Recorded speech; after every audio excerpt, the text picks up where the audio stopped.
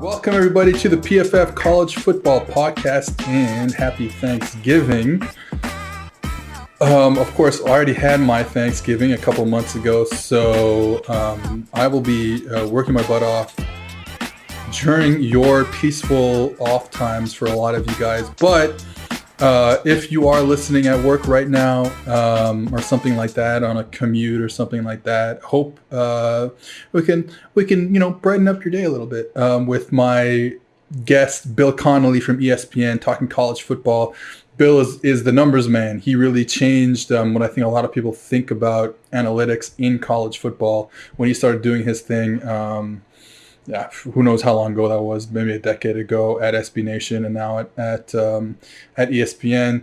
So we talked a lot about college football. Honestly, like we just talked about teams we liked, this season, teams we didn't like. Went into some stories about the past. Honestly, we had a little bit of soccer talk because he writes a lot about soccer now for ESPN. So a little bit of that, and teams we like, teams we didn't like, players we like, players we don't like, and then some stuff that he's learned in his time that's kind of changed the way he sees the game now that he's immersed in the matrix, and all he sees is like the green numbers flash in front of his face all the time when he's watching college football. So we talked about that. So I hope wherever you are in the world, whether you are celebrating Thanksgiving today or you're not, that you get some enjoyment out of our discussion. I think it's a good one. A guy who really knows the ins and outs of what's going on in college football right now. So without further ado, here's Bill Connelly. All right, I am joined now by staff writer, college football writer for ESPN, Bill Connelly. I'm sorry, Bill Connelly. Bill Connelly from ESPN. Here to talk all things college football. Bill, welcome to the PFF College Football Podcast. Welcome to the 9-year-old's playroom in the search for internet in this house. This might be my best bet, so we're going to give it a shot. It's been, I guess everybody in town's home for Thanksgiving, doing all the responsible things, and therefore using all the internet. So, yeah, that's why. I think what we're going to do is I'm gonna pick out toys, and you're gonna have to play with them on camera, and we'll have like a review system, and we'll get it done. There you go. All right, let's not get into this. Okay, actually, before we start talking about college football, there was actually something I wanted to talk to you about. Now you've kind of dove into the soccer numbers. Oh yeah. And so my question is, so I'm 32 years old. I started watching soccer, let's say when I was like 18, basically when you could watch soccer on TV, or at least the Premier League and the Champions League on TV in North America. Right. My dad always said he was a Tottenham fan because he went to that part of London when in the 70s. But it's like, now you grew up in Montreal in North America. It's like, you can't be a soccer fan that's just not on TV. So like, people of our generation are lucky because we finally got it in our, for me in my early 20s, late teens. Anyways, point is, why I'm saying that is because I got to see a lot of Manchester United wins in my life. Right. In that time period, and now, unfortunately, when I watch Manchester United, I don't see a lot of the same wins. So I just want you to tell me, like, is there any hope that we see a Manchester United that is that team again, that is competing for the Premier League, that is competing for Champions League titles? Like, is anything that's telling you, yay, we're going to do it? I mean, they're among the competitors. Like, obviously, they haven't had their act quite as together as Liverpool and City have these last few years. But I will say, I mean, they are among the teams that at any point could put together a challenge. And honestly, I mean, they've clearly saved most of their best performances so far this year for the Champions League. So it's looking good in that regard. It is. I mean, you said earlier, like, the idea of needing to see a team to really be able to root for them. It's my soccer fandom came about originally because I went to England with my mom in like 1994. Basically the last time Nottingham Forest was any good, but they're named Nottingham Forest and they had pretty red jerseys and I bought one and I was officially a Nottingham Forest lifer. And that has rewarded me like not even once in the 25 years since. And then a few years ago with a friend of mine, I went to a Sheffield Wednesday match at Hillsborough and got to experience that. And that was awesome. So I kind of got attached to them. They're about to fall to the third level this year too. So really all the writing that I've done over the last few months where I've jinxed the ever living hell out of everybody I've said nice things about, it's just been a life of that. And I apologize to anybody who I take a fancy to in that regard, because it's not going to work out well for you. All right. So I messed up right off the bat with you. Now Manchester United's going to lose a whole bunch of games. Yep. But again, I'm used to it the past few years. So, all right. So let's get into college football. The playoff rankings came out when we're recording this last night. I mean, you'll hear this on Thursday morning if you're listening to it. I said, I'm not going to get angry. I'm not going to get angry. I'm good. It's the first week. There's Oregon and USC have played 3 games each. Like I don't need this to get angry about this in my life. And then the more my friends started talking to me about it and they got angry, I started getting angry. And then I kind of blew up a little bit about what the committee said about Iowa State, but we'll get into that in a second. I guess from my perspective, first of all, I can't. I'm sure you're the same way. You don't want to get angry about this because things are going to shake out. But if you were to get angry about something, what is the number one thing you're kind of miffed about with the rankings? I mean, I'm kind of a college football socialist. I think people understand that at this point. I'm always going to get mad that the best G5 team is about 5 spots lower than they should be, just because of college football. I don't know every sport in the universe and how all their playoffs work and everything, but of all the ones I know of in the United States, in soccer around the world, this is the only sport where half of a title eligible, so to speak, set or the half of the teams that are supposedly eligible for the title have no chance at a title, not even because they aren't as good, but because the system won't let them have a shot at the title even if they play at a title caliber level. And so, I mean, it's funny because by the time we saw that Cincinnati was 7th, like that's awesome. That's 5 spots higher than UCF was at the end of the 2017 race, when they were clearly awesome and clearly held back by the fact that ain't played nobody. I was already so mad about BYU being 14th that I didn't care that Cincinnati was 7th. It's so discouraging because this is 2020. There are a lot of we have ways to evaluate teams. I've spent the last 13 years of my life basically preaching the gospel of, it's not who you play, it's how. And we can learn something from every single game. There are predictive systems well beyond just mine that are very good at telling us how good teams actually are. And then the most important opinion makers or opinion havers, I guess, in this sport, just look at BYU and harumph and say, ain't playing nobody. And that's it. They're done. Like, then not only do they not have a shot at the top 4, they probably don't have a shot at a New Year's Six bowl because they had scheduled 6 P5 games and they all got unscheduled in August when everything fell apart. And that's it. That's the only reason that they're not going to be able to live up to the ranking that basically every computer has them at. They are a top 10 team. They are a definitively top 10 team on the field.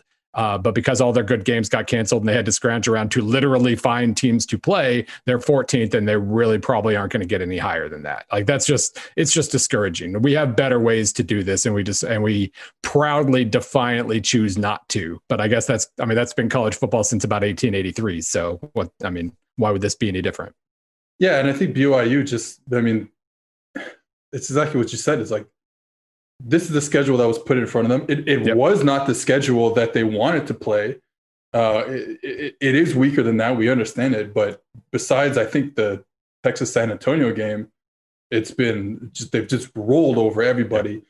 And I think offensively, at least, I think they can match up with any of these top teams because the offense, structurally, the middle of their offense from the offensive line to the quarterback position is as good as you're going to find this year in college football. So like they're clearly good. And it's funny because, Ohio State's fourth. They haven't done anything either, but we just, of course, Ohio State's fourth. Well, you know what I mean? Like, of course, Ohio State's fourth because they're Ohio State. Well, BYU's been, I wouldn't say BYU's been better. I actually think Ohio State's the best team in the country. That's a whole nother discussion. But yeah, anyway. But I think what you said is that's why, all these predictive measures and stuff like that is why I got so upset when the committee came out last night and said, well, Iowa State is where the 13th. Yeah, we like their run game. Now, first of all, that could be just a thing. that could be just a thing. And I made the joke on Twitter where, if sometimes I'm on these radio interviews and I try and prepare as much as I can, but at the same time, if I'm talking about a team that I don't know that much about, I'll go on. We have a huge database here at PFF, and I'll go on and I'll be like, like I wrote, like, well, West Virginia. They run a lot of formations, like that's cool, and it's like it doesn't tell you anything. So when the committee said, "Well, we like Iowa State's run game," it's like that we should be evaluating if that is how they're evaluating people, and it has something to do with whether how we feel about the modern run game in the football landscape. It's like we can't be judging people on like a feature of their team. Yeah, we got to judge them on the whole thing. And maybe Ohio State's still 13th in that measure. I don't know. But it bothered me. It bothered me a lot. It does. I wish I mean this seems backwards, but I wish they wouldn't explain their picks at all. Yeah, because it gets worse. Because every time they do, I have less confidence in the process. And here's where you said it at the start. Like in the end, they've made what, I guess 24 the 6 playoff years now. Started in 14. So they've done this 6 times. They picked 24 teams for the playoff. I haven't disagreed with any of them. At the end of the day, either I've agreed with them outright, they would have been the ones I would have picked, or they were at least extremely justifiable. Like 2014, picking Ohio State over TCU or Baylor. I mean, you could only pick one, and so any of them were justifiable. I grade pretty easily, and so they've gotten all 24 more or less correct. Fine. Just don't peek behind that. Among other things, don't give us. Well, no, wait. I'm employed by ESPN. Give us the weekly rankings. Let us react to those and talk about them. But they don't instill confidence in the process at all.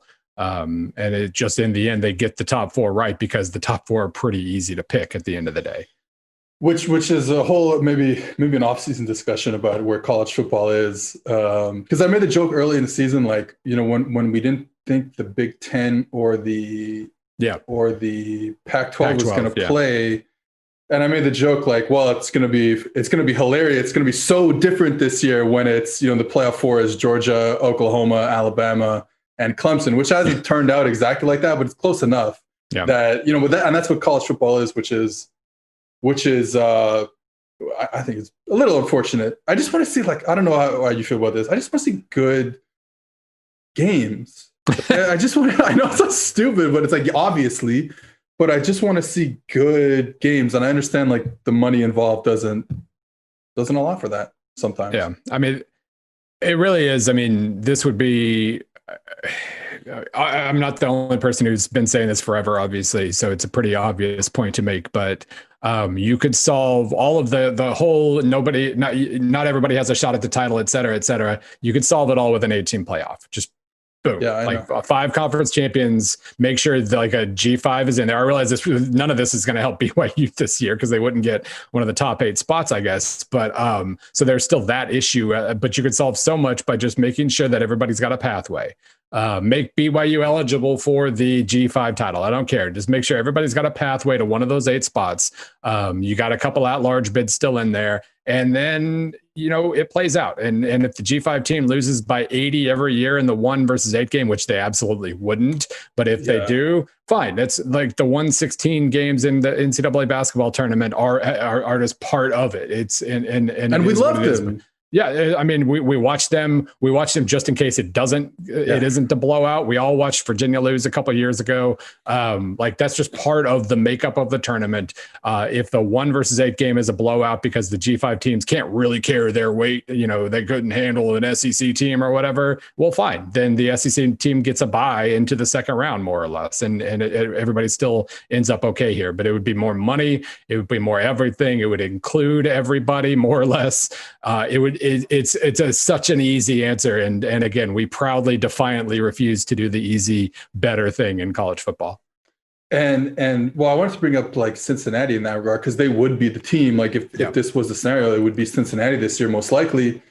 And I made the case for BYU's offense being structurally sound at the important positions. And I think with Cincinnati, it's like, well, again, have they played a team with SEC receivers or Clemson's receivers, Ohio State's receivers? No, but every team they played, they have dominated from a pass defense standpoint, and they play man coverage. Like if you can just play man coverage, and again, it remains to be seen whether they can do it against these top teams, but they've shown so far that they can against everyone they played. If you can just play man coverage, and you can play against anybody in the country, and then on the offensive side of the ball, the past 5 weeks, I don't know how what they look like in SP Plus, but Desmond Ritter's been awesome the past 5 weeks. Awesome. The offense has been rolling.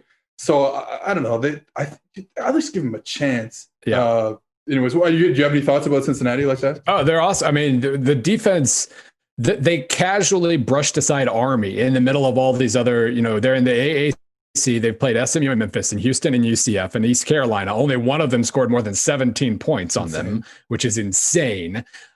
But in the middle of early in the season, now granted, I mean, it was the second game. They just played Austin P or whatever. So I'm sure they were able to prep or whatever, but just in the middle of all these other games, they just destroyed Army's offense. Army's, not the best or not the best Army offense this year, but Army, and they handled that assignment with no problem whatsoever. And then they went back to playing man coverage and dominating everybody the normal way. It's insane. But you're right. I mean, the last, 42, 49, 38, 55, and 36 points the last 5 weeks for Cincinnati with that defense. They're awesome. They are. I've been putting them fourth the last few weeks in my, at the end of Saturday, we make our top 4 playoff picks each week. I've been putting them fourth, and part of that's me being stubborn and antisocial and all that, I'm sure. But give me Cincinnati instead of, if instead of like Notre Dame, Clemson, number one, I think Cincinnati's proven more than Clemson has so far. Now Clemson probably catch up to them in that regard, but whatever. They've proven more than Ohio State has so far. They've proven enough to have a shot at the title. And if there's not a spot available in those 4 teams for them, there should be more than 4 teams. Who is, I should have looked this up before. Who is number 1 right now in SP Plus? Alabama. They and Ohio State have been dancing back and forth the last few weeks, and then since SP Plus isn't really a fan of Indiana's, they're just 27th. The fact that Ohio State struggled, though. Yeah, I mean, the fact that Ohio State struggled against them, Alabama most certainly didn't struggle with Kentucky. That allowed them to. So I think they have like a 2.5 point cushion now, or something pretty close to that. I just watched that because I was curious to see, because Mac Jones has graded super high for us. All but the Kentucky game actually. And I was curious, and I thought, so my thing with Kentucky this whole season was I like everything they do. They're just like probably not good enough, I guess, and especially not good against Alabama. But they do some interesting stuff on defense, and they dropped 2 picks. Yeah, I mean one could have been, one was on the line of scrimmage. He could have, he makes a breaks tackle, he's gone, and one was on a deep pass. And the question I have for Alabama is probably, and listen, they haven't been stopped by anybody, but because of the way I saw Mac Jones play against Kentucky, it's like if you're going to play this deep passing attack offense, and especially it's very different than like when you look at like average depth of target for a lot of these college teams. If you take out like the triple option teams like Army, Navy, Air Force, who are always at the top, obviously, you see teams like UCF, right, and this vertical super, like these super spreader, socially distant teams, but they're not like they don't have the quarterback like reading out the play. It's like, hey, Right.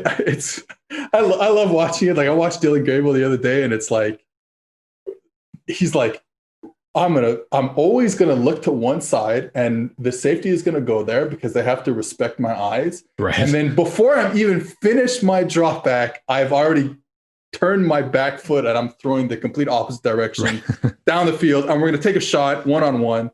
And that's on Alabama. Alabama's deep passing, but it's more intricate concepts down the field. Mm-hmm. Obviously, you have Sarkisian coming from the NFL, and even his days at USC, running more of a quote unquote pro style offense. So like, I think that would give me a little pause, if once they have to play against a good defense, and maybe Georgia's defense isn't that good. So sorry.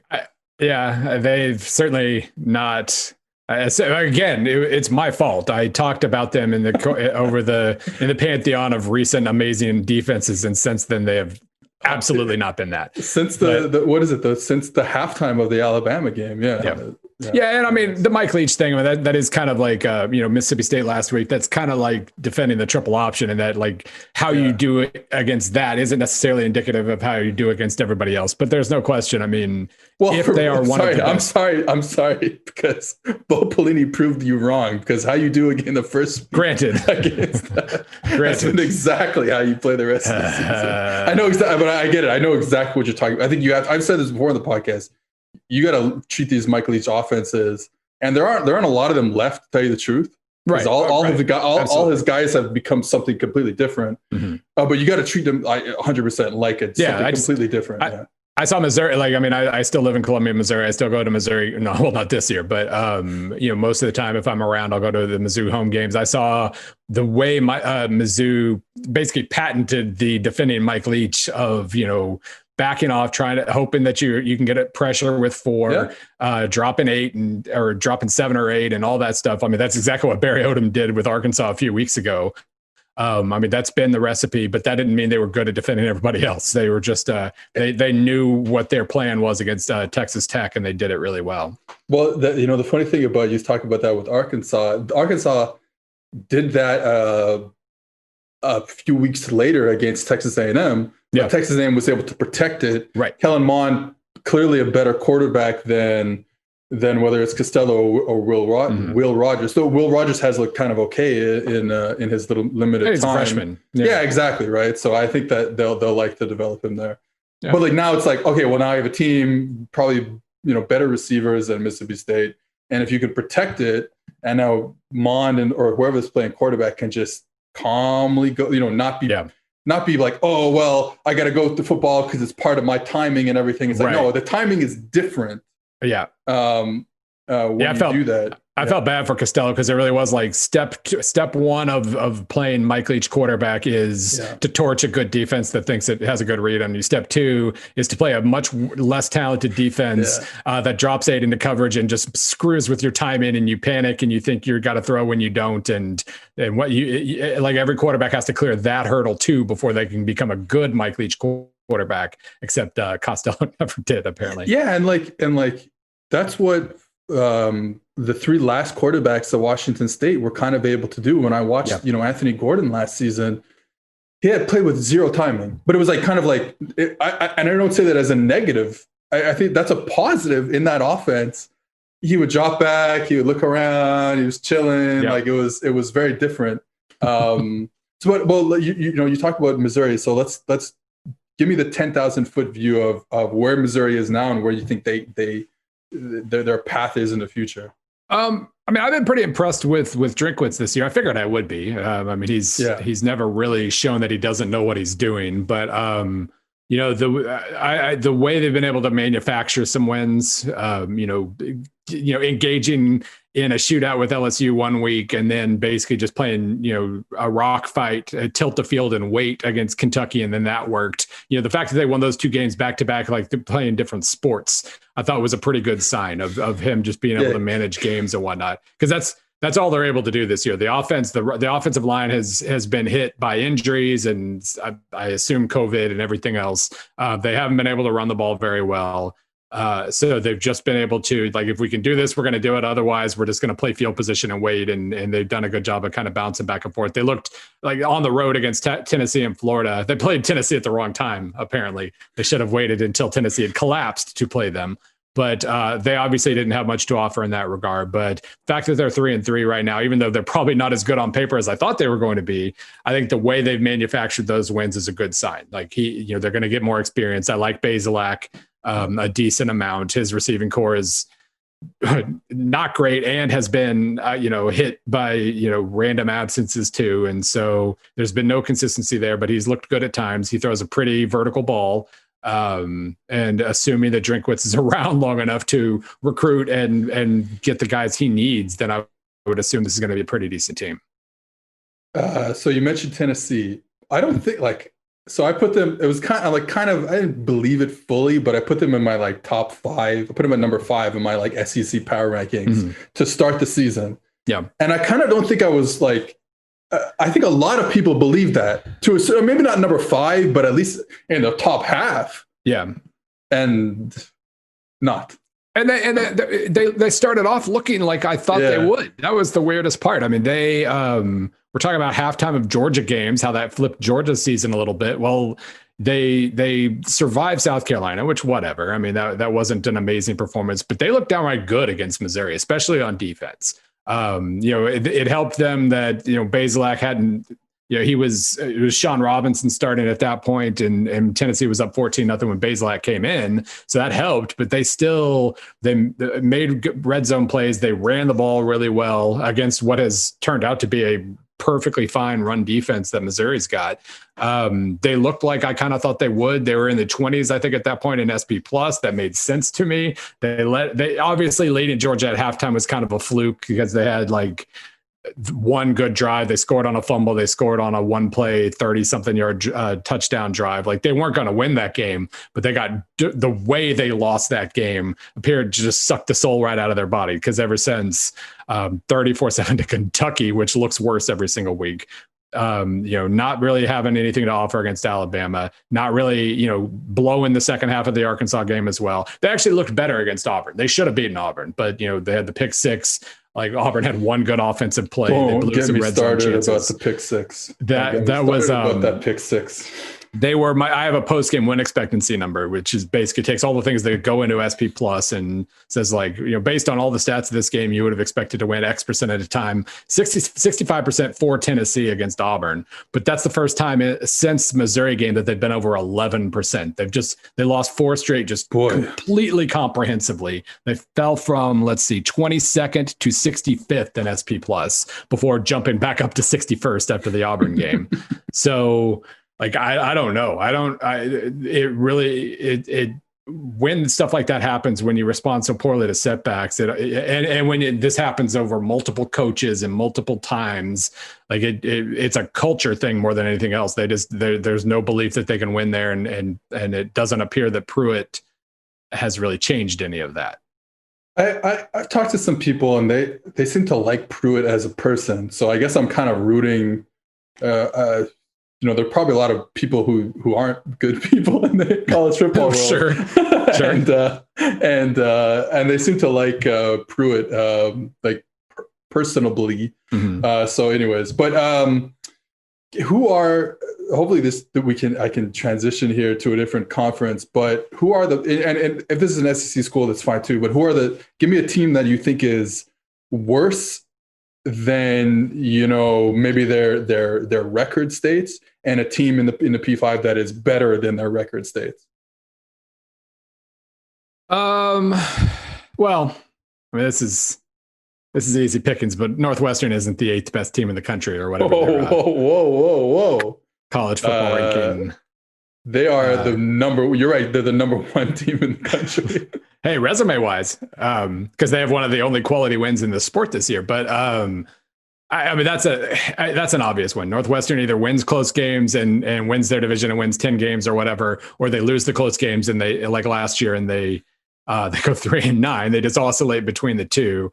They have one way to win games. All the other top teams can win in multiple ways. They can win 17-7. That's the way they win games. And go on. No. I mean, their defense is truly awesome. Like Truly awesome. I hate to say bad things about Northwestern because I know the whole team isn't bad by any means. The defense is smart and adaptable, and they can win in more than one way against different kinds of offenses. But even this year, even the fact that Northwestern's offense has definitively improved with Mike Bajakian and Peyton Ramsey at quarterback, yeah. They still can't run the ball. They're still just relying on, trying to make more 3rd and 7 completions than you make. Yeah. And that's not going to cut it. They're not going to beat Ohio State. They're not going to beat any other top. Well, they don't play any other top team this year. So, good for them. They're going to end up with a good record, obviously, but they're not. They're not the 8th best team in the country, as the college football rankings suggest.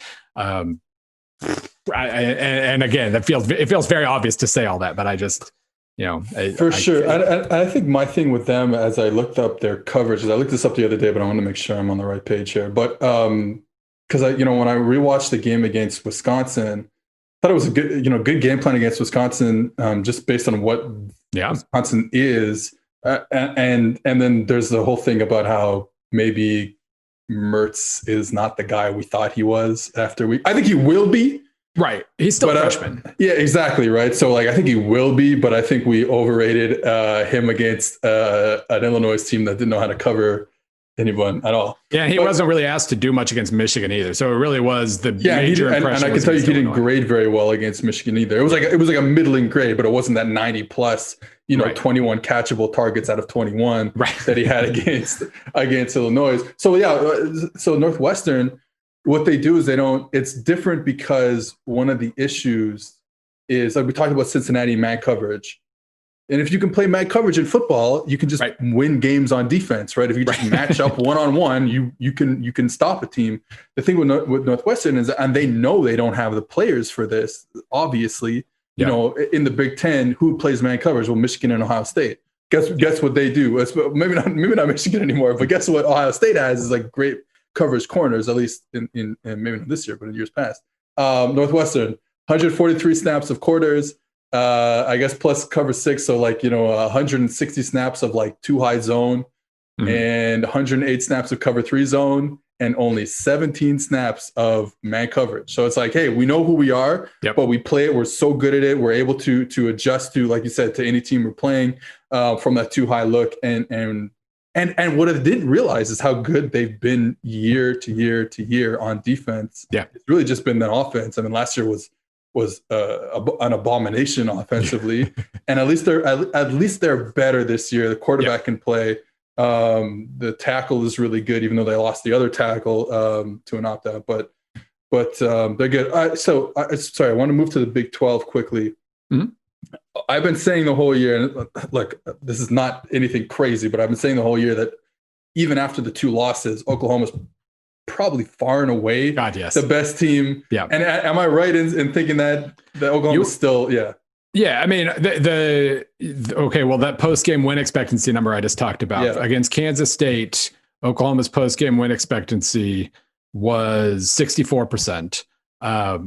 So that, I mean, two out of 3 times they win that game, even with all the big play explosions late. They still probably should have won that game by 3-ish points. The Iowa State game was a true loss. I mean, 14% win expectancy should have been more like a 10-point loss. So that was a truly legitimate setback.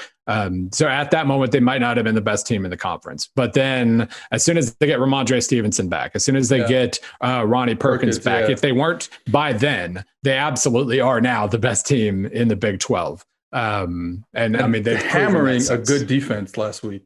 Yeah. I mean, being able to control, and obviously, whatever happened with Spencer Sanders last week, Shane Illingworth just kept coming in and throwing lobs to nobody that wasn't going to work. And that made OU's job pretty easy once they were able to stop the run.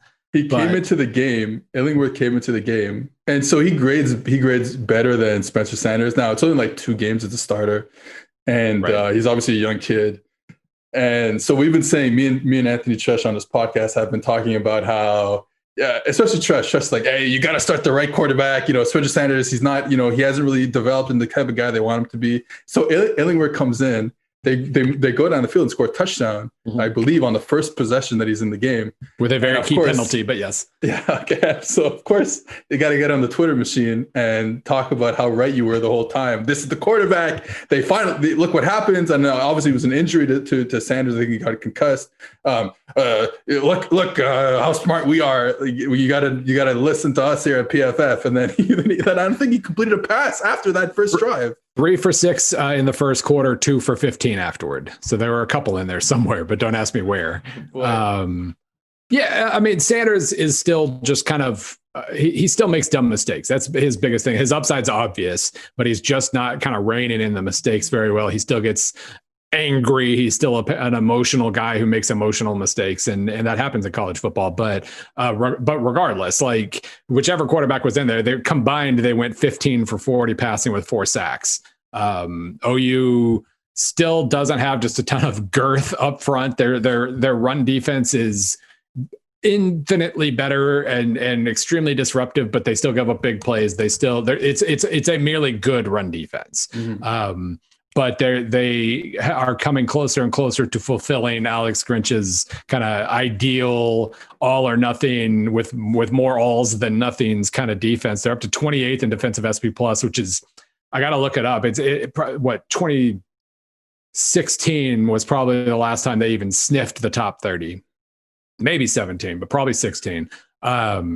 And I mean, they were close to the best team all along. Now they definitively are the best team. Ramondre Stevenson has made all the difference in the world in the backfield. They're really good. And if they don't lose to Kansas State, they're a very, very interesting playoff contender now. When you think about the personnel changes and how good they look now, it'd be interesting to see if they were 5th or 6th or 7th. Or I guess maybe 8th if they don't lose to Kansas State. If they've only lost to Iowa State with a shot at revenge here in a few weeks, that's a very interesting case to make. But they lost to Kansas State. The fact that they're ahead of BYU with 2 losses is total insanity. But anyway, so they're going to get Iowa State had probably one of the biggest wins. They look really good. Statement wins, I would say, really good. And it's like. But I think the run game plays into it, what you're talking about, like, should they play Oklahoma again, which it looks like they probably will in a couple of weeks. Oklahoma could not, Breece Hall was like insane in that Oklahoma game.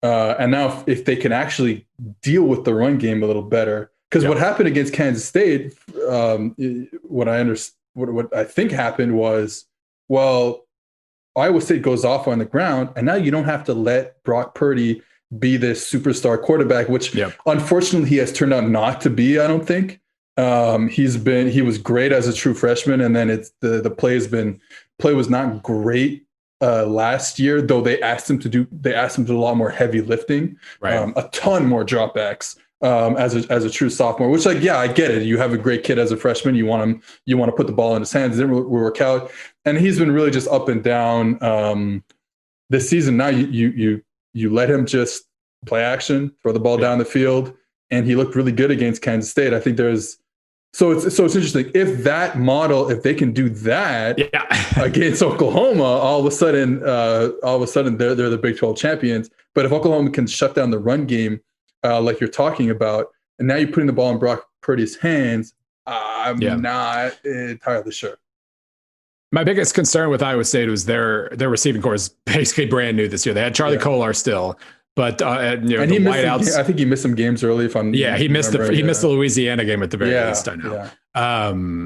And I mean, he's not amazing, but he's fine as a tight end. But he was like the only continuity there. Xavier Hutchinson, I don't remember what his line was for against Louisiana, but it was really bad. Like they were begging him to make a play and be the go-to guy, and he wasn't ready to do it. He started to become that guy. I mean, as Purdy's job has gotten easier, the receiver's job has too. And I still remember a quote from that from the broadcast team in that Louisiana game where Billy Napier was just saying, and like well, we looked and we watched the Big 12. Nobody plays man coverage in the Big 12. We figured, I think we can take these receivers. So they played man coverage and shut down Iowa State's Big 12 receivers with their Sun Belt D-backs. That was a bad sign. But I do think Hutchinson has improved and Purdy's job has gotten easier and they're much more dangerous. So, I mean, yeah, that is a good way of looking at it. OU's better than they were the first time they played Iowa State, but Iowa State probably is too. I like that they played Texas this week. That's like a perfect middle ground test. Texas defends the run well, pretty well at least. And they could put Purdy in those kind of uncomfortable downs and distances. I don't completely know. I don't have as good a feel for Texas's offensive identity this year. I'm not sure they do either, but they are a good team, a top 25 caliber team. And if Iowa State plays against them, if I can stop saying Ohio State, if Iowa State plays Texas the way they played Kansas State, they'll win by a couple touchdowns, and that will set up one hell of a Big 12 title game. It's a nice little step up, and we'll see if they can handle it. Texas, man, I just like. Ellinger was my guy to start the season because he graded really well last year. And not as an NFL prospect, I don't think, but they throw the ball. It's like play action, run the ball, play action, throw the ball down the field. And if you hit those routes, and you have to have good enough accuracy to hit those routes, you're obviously going to grade well, and you're going to, and I thought, things come out better, then that's a Heisman contender. That hasn't happened. His grade is like 75 this year, which is a huge drop off. But I think there's a lot more, like you said, they don't know anything about what they have either. Yeah. And unfortunately, it's going to waste Ellinger's last season. I guess anybody could come back. I guess anybody could come back next year if they want to, but I figure most of the seniors will probably be gone. I'm sure he will be too. They had a little turnover in the receiving corps too, but it's funny. That was huge. Yeah. Yeah, but I mean, like Jake Smith has done most of the things I thought he could do. Probably not as many big plays as I expected, but he's been fine. Joshua Moore has been explosive at the very least, not the most consistent player in the world. But yeah, they just don't seem to have they bringing in Yurcich made a lot of sense just from the perspective of we know what we're good at. We can't really throw deep. So let's bring in a guy who has a really good vertical passing game and poof, we're a complete offense. Yeah. But it hasn't really worked out that way. The run game hasn't been nearly as good as I expected it to be. The kind of quick efficiency passing game hasn't been amazing. The completion rate's not good. The efficiency is not good. It's just not what I expected. So, I'm pulling up his Ellinger, his accuracy, because we obviously chart accuracy, and let me see if there's anything big difference. Yeah, a drop off in the short game, that's for sure. About 6% less accurate in the short game, because he was actually like that was the thing. It's like, you have this vertical passing offense and you're able to hit these shots down the field, but you're also not missing underneath. Right. So like you're not putting yourself in worse down and distances. And yeah, you're down the field, 10% less, basically less accurate. So it's been everywhere. It has been good. And it's funny too, because I never loved the Tim Beck hire. I understand Tim Beck's limitations, and it felt like he was just kind of a security blanket for Tom Herman as a whole. And then last year they were like 7th in offensive SP plus or 8th or something like that. Like things clicked at a very, very high level, and then he makes a change. I know. That part was great. And again, like the vertical passing wasn't all that great. But they had a very good offense with a, converted quarterback as their backup running back. And it was a weird time to make a change as opposed to like 2 years ago. And it hasn't made them better this year. All right. Might as well get to the other two P5 conferences. So, Pac-12, my thing for a while has been, it's probably over, honestly, because of what the rankings just showed us. But my thing was always like, they need an undefeated USC versus an undefeated Oregon in the title game to like show that both those teams are both those teams are good, and then one of them is better and good enough for a playoff spot. But that's not going to happen anymore, right? Yeah, I mean they'll jump BYU. We know that. Yeah.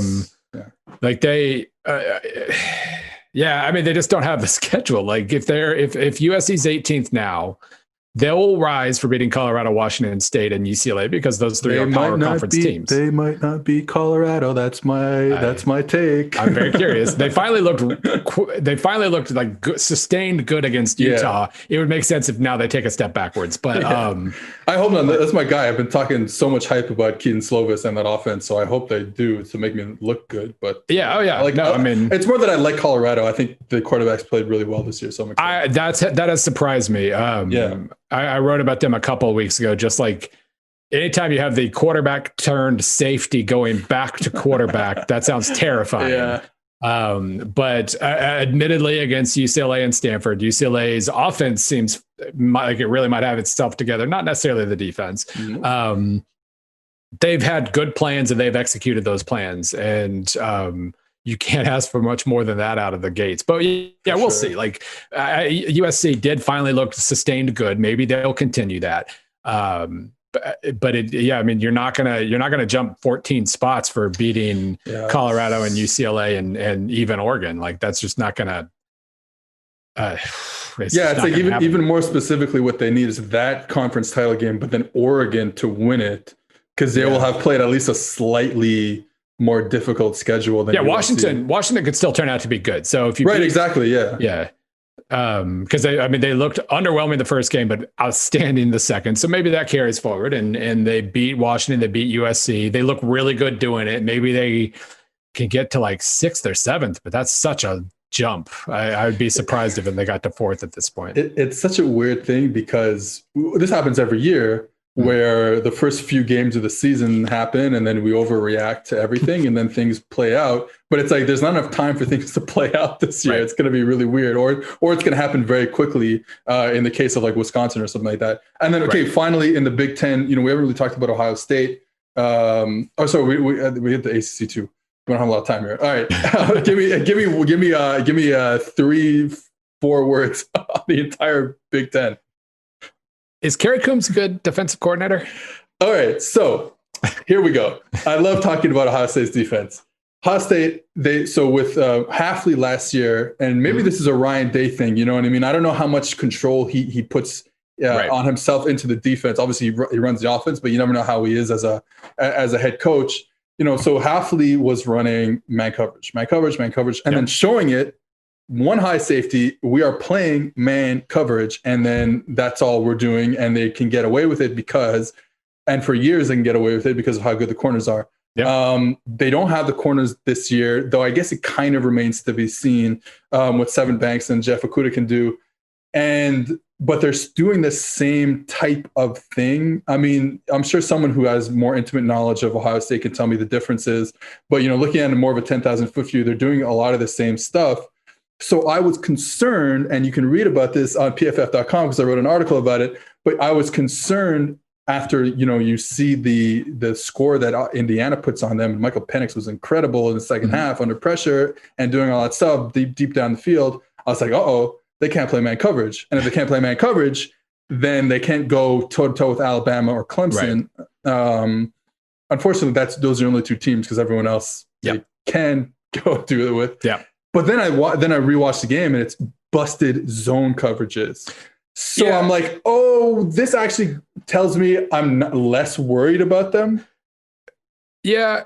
I went back and I looked at specifically, I think there were 10 completions of wherever I set the bar, 15 plus yards, I think. Yeah. It was like 6. I think it was like 6 against zone and 4 against man, or 5 and 5, something like that. And a couple of the games against man were unbelievable plays by Freifogel. Right. So it's like, okay, well, that's going to happen. So I realized like where the curve is that I'm grading with here, because I mean, a lot of that was Indiana just making plays and that they probably wouldn't make again. And their success rate in Indiana's was like 36%, which isn't good. It meant they had to make those plays to even have a chance.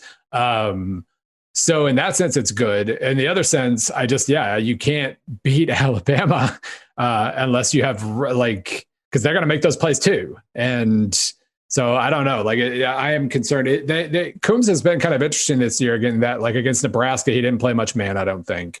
It seems to be just like a thing he only breaks out when he needs to.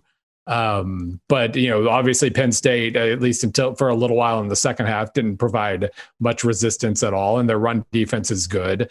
But yeah, it's just I've gotten a bunch of different impressions, and I'm concerned in that regard, just because I held them to such high regard, and they're not hitting that bar right now. Yeah, that I'm 100% on the same. Like, concerned, obviously, but also they're Ohio State, and they'll be in the playoff. And then they've got 3 warm-up games in Northwestern before the playoff. They'll probably be fine. Yeah, they'll be fine. Okay, ACC quickly. I think this has a chance to be pretty tough to top Clemson, Notre Dame, and how fun that was. But Notre Dame, North Carolina has a chance to be wild. And I just hope for all chaos in the world in that game. All first-time depositors at Monkey Knife Fight that put at least $20 into their account while using promo code PFF will receive a free PFF Edge annual subscription. So that's a $40 value for just $20.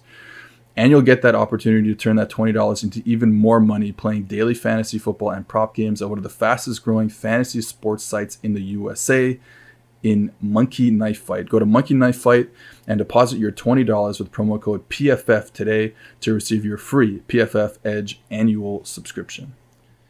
PFF and Sunday Night Football's Chris Collinsworth is teaming up with one of the best players on and off the field, 49ers All-Pro cornerback Richard Sherman. The Chris Collinsworth podcast featuring Richard Sherman is available now wherever you find your podcast. They will provide the most interesting football conversation in sports every week. And sometimes that means the discussion will venture off the field too. Additionally, Chris will be taking a dive into the game of football as he sees it, inviting in the best and brightest to talk about everything that is happening in the great game of football. Mark your calendars. You do not want to miss the best 60 minutes of insight this season. MooseFit is a premium online workout program and remote coaching service that provides you with daily workouts based on your goals, the time you have available, and the equipment that you have at your disposal. Purchase your MooseFit membership and a MooseFit coach will reach out to you with a questionnaire. Based on the information provided in the questionnaire, your MooseFit coach will either assign a pre-made program to you or will create your custom program for you. No two programs are the same. MooseFit is well equipped to help provide you with daily workouts that will help you reach your health and fitness goals. For PFF listeners, use code PFF50 and receive 50% off your first month. For more information, check them out on Instagram at MooseFit or on their website, www.moosefit.com. In these uncertain times, life is full of questions like, when should I start thinking about life insurance? But however difficult these questions may be, Western and Southern can help you answer them. Backed by over 130 years of experience, together, we can look ahead to leave the unknown behind. Western and Southern Financial Group. Life insurance, retirement, investments.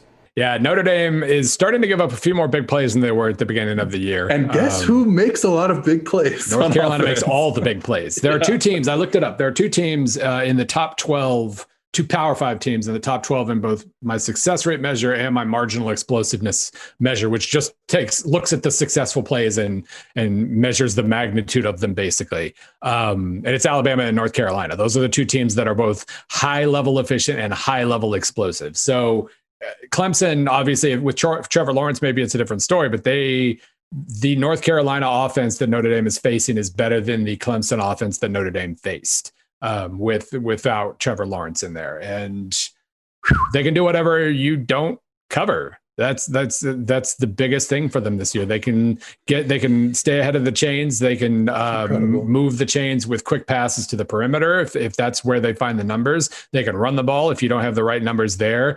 And then once you get stretched side to side and you don't know, where you're at, then they hit you deep. Specifically, De'Ami Brown hits you deep, and it's just a really good offense. The question for me in this game, obviously, is does any of this matter if they can't get the ball from Notre Dame, because Notre Dame is just eating up 9-minute drives by running the ball down their throat? I honestly, the truth is I wasn't sold on Sam Howell after last season, because I was like, and I'm a huge fan of his offense, of Phil Longo's offense. And he's made quarterbacks who probably aren't great look pretty good. And I was like, all right, Now, in the back of my head, I was like, well, he was a true freshman, and they did put up a lot of yards, and he did grade very well in our system too. But I was like, the offense, all this RPOs, it's like easy read, stuff like that. But it's not like they changed offense so much this past year.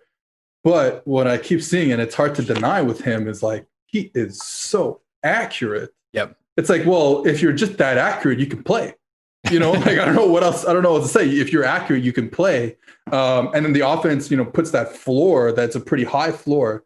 And they've been, they've been awesome. And they do stuff like, they threw a touchdown.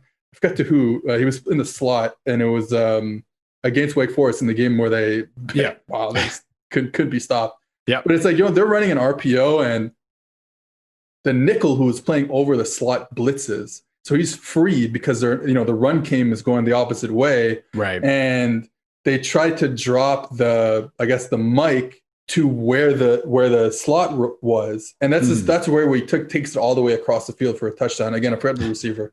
But, yeah. So, but like you're running this, and, if I'm coaching quarterbacks, and, I used to do that and I wasn't very good at it, but if I'm telling them, I'm like, hey, the nickel blitz, but that from an inside position, that might replace them, and you're running, a post or, a glance post, a slant route into that window. Like, dude, hand the ball off. Like that, he took that window away from you. Yep. But like, he's like, you know what? I know that player, if I wait a tick longer, can't cover my guy across the middle of the field, especially when I see the safeties split and there's a middle of the field open. So I'm going to wait a tick more. That nickel came. He was free. He made a great throw behind that linebacker who had dropped out.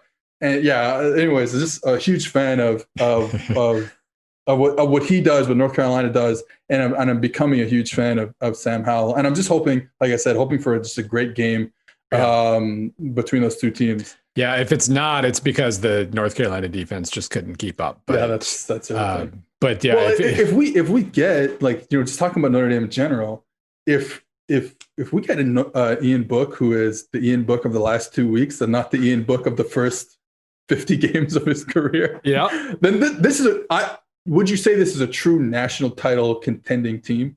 Yeah, I mean, that was the thing about the Clemson game. Like, obviously, they didn't face Trevor Lawrence, and that helped. As good as, they have baby Cam Newton as a backup. That's not a bad place to be, but it was at least a little different. And, the simple fact that, they got the early lead and then nothing worked for a long period of time. And it really did kind of feel like, we're still quarterbacked by Ian Book here. There's not going to be.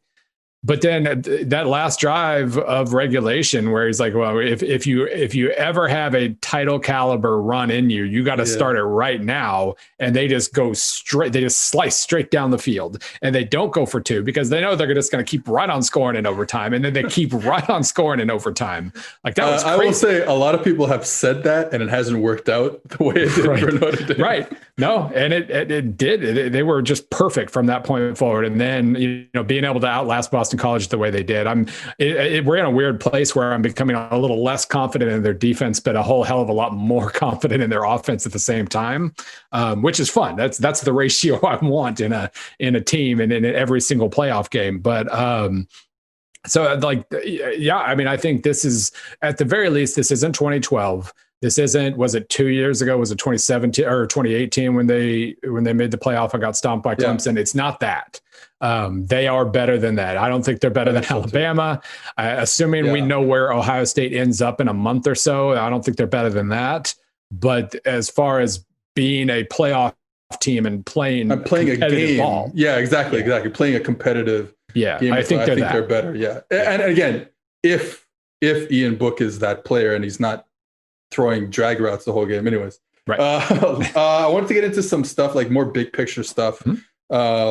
Because I think you are, I'm sure you're not the first, but in my life, you're like the first guy who really like took the role that you're like the head analytics guy in college football. Maybe you don't like to be called that, but you are for me.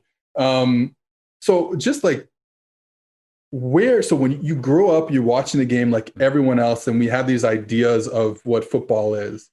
And now that has changed a lot. I mean, you can still watch games, have fun. I'm sure you do, like I do, but the way you watch it must have changed. Is that possible through all the work that you've done?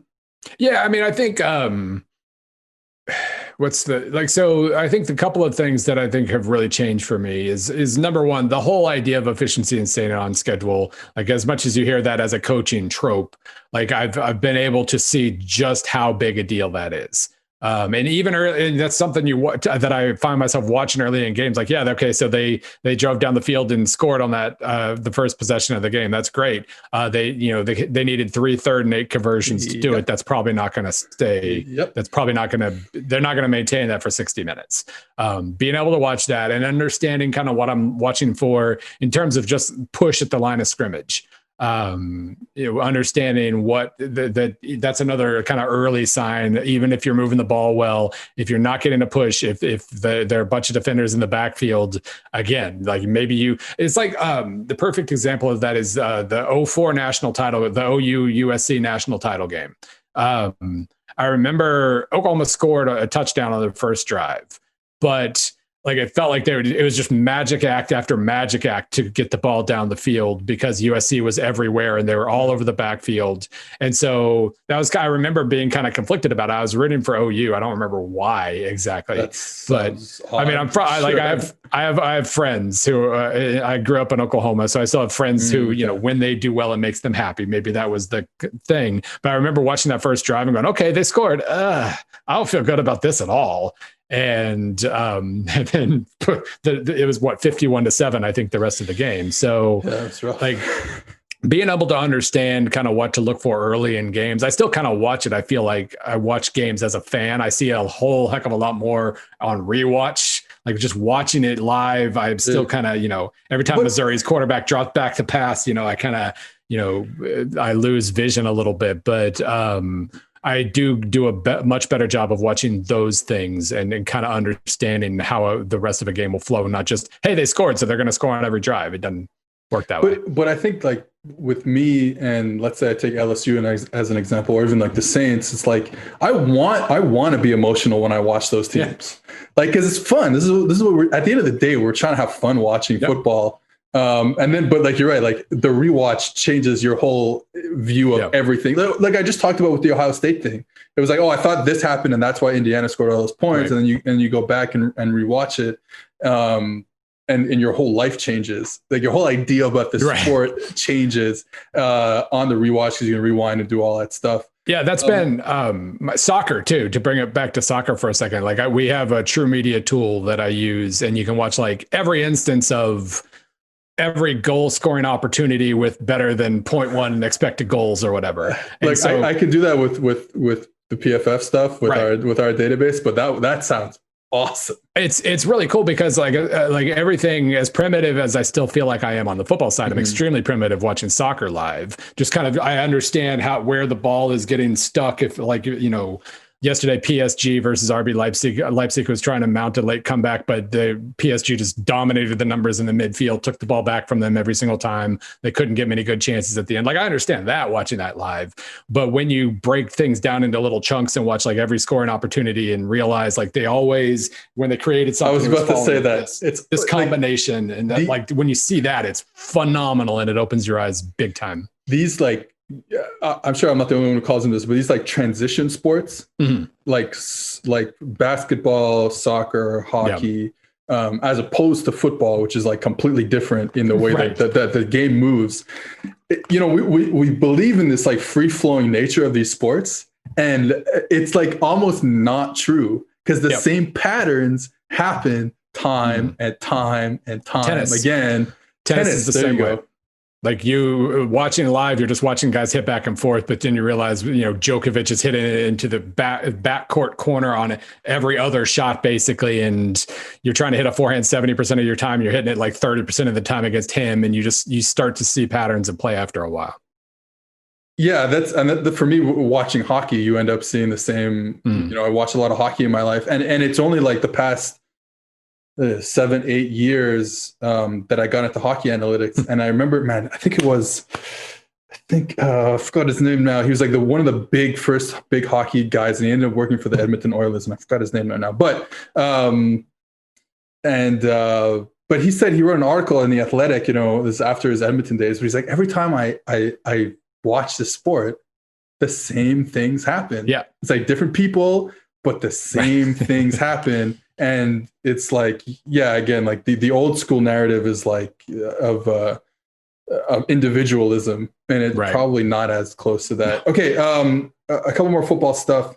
Yep. Last offseason you worked on blank, and now and now now that you've worked on whatever it is, are you seeing it? Like now that, oh my God, I see it now. Every time I look, I see it. Yeah. So the biggest thing for me this past offseason was the revelation late last year about LSU. Just my whole, like, the spread life cycle is complete. Like, LSU completed it last year. They've officially finished off the spread revolution. It is now the college football offense. It is the default college football offense. It's the default pro style offense. And whereas spread used to be a change up that teams would do if they didn't have like the right personnel or whatever, now anything else is a change up. That was just kind of the revelation I had. So in the offseason, I wrote a big piece in May, a couple pieces about, exploring that idea, talking to, the Kevin Wilsons and Rich Rodriguez's and whatnot. I thought it turned out really well. Then we wrote a companion piece that was super fun, just like what I called the 25 most important games of the spread revolution. Super fun, yeah.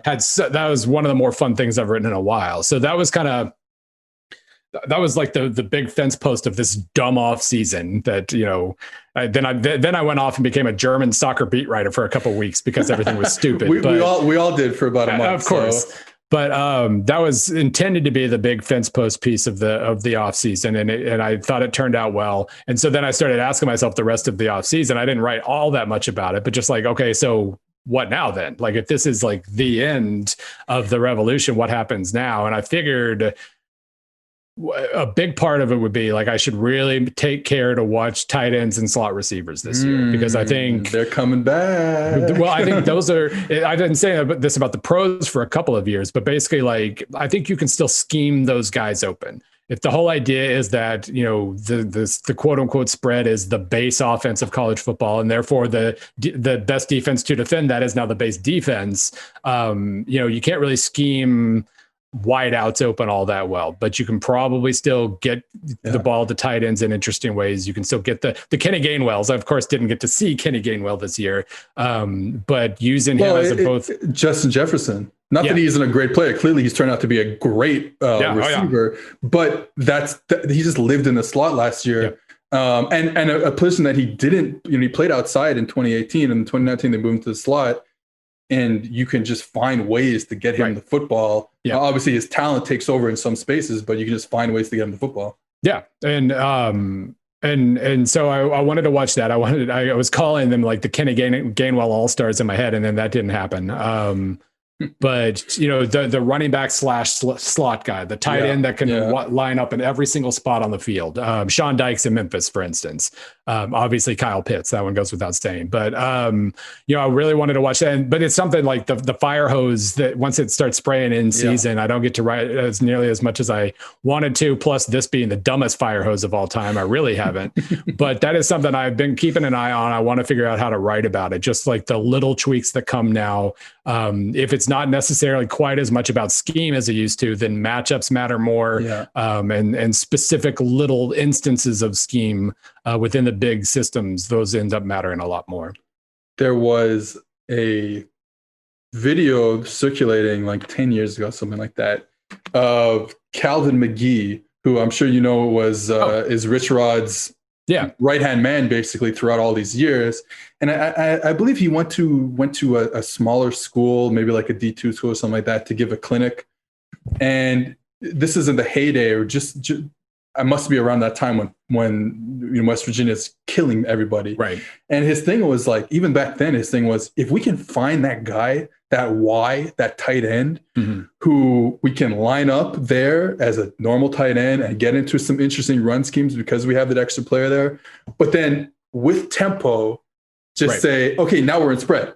now we're in 2x2 spread, and he just walks out, and then he can play that position. Even 10 years ago, he was saying, like, we need this guy. And I think he might have said the same thing with, they used to call it the S back, the super back, which was, Montreal Alouette legend Noel Devine's position at West Virginia.